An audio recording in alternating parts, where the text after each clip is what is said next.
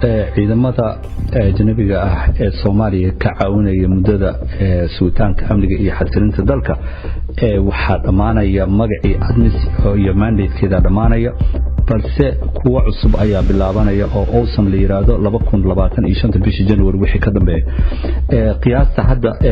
ama qorshe hadda la soo jeediyay ilaa ay 12900 ayaan filayaa inay yihiin ciidamada bedeli doona marka kuwa hadda joogan waa 12 marka 12 ayaa waxa bedeli doonta 12 cusub oo January wixii ka dambeeyay horta marka ma jiri doono wax la yiraahdo firaaq oo imaanaya inta ADMIS ka baxdo la leeyahay ciidan kale oo wadankii Soomaaliya ka caawinaya amnigeeda ma jiro oo la leeyahay ma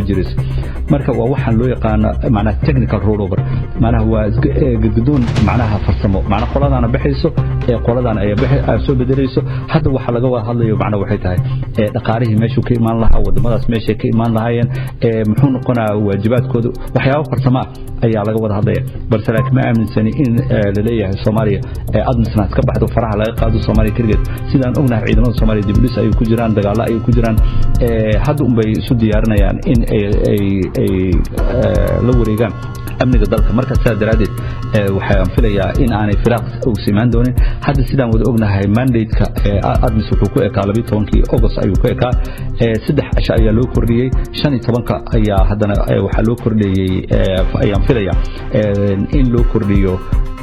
mandate-ka ay leeyihiin marka isku soo duubo ayaga waxa la rabaa bishii January macnaha